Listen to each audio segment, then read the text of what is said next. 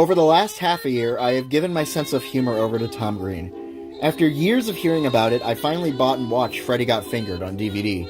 And I can say in all sincerity that it's brought a lot of joy to my life in ways that most movies don't.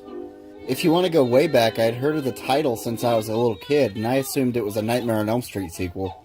I am being dead serious about this.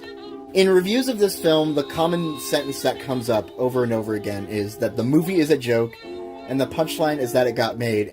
I can walk backwards fast as you can. I can walk backwards fast as you can. This is true. The plot involves a man-child animator named Gord that moves out of his parents' home, only to move back in immediately.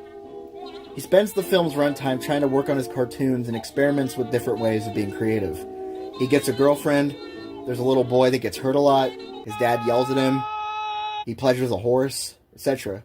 What separates this movie from other comedies? I would say it's its self-awareness.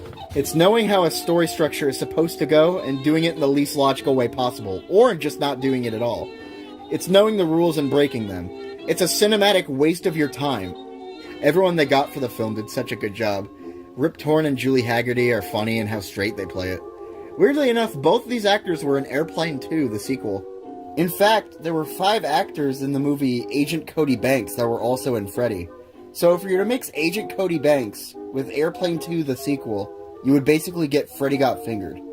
But everyone, Marissa Coughlan, Anthony Michael Hall, makeup effects sculptor Sue D. Nim, everyone did great.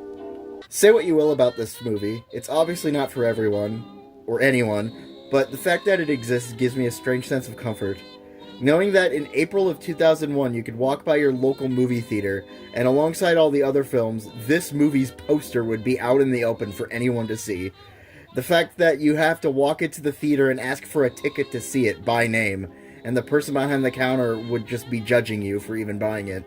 The fact that it ended up getting released on DVD, and it would line store shelves, and you'd have to bring this DVD up to the counter, and the person behind the counter would then judge you.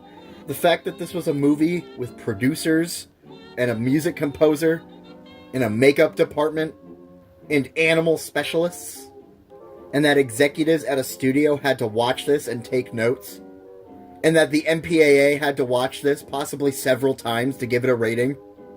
The fact that paper had to be printed to make the poster, paper had to be printed to make the DVD artwork, the fact that there were discs that were pressed in a factory for this, something about that just makes me really happy. And you can't take that from me. Fun fact, there was a man named Tom Green that was a polygamist that had a thing for underage girls. There's also Tom Green, the comedian.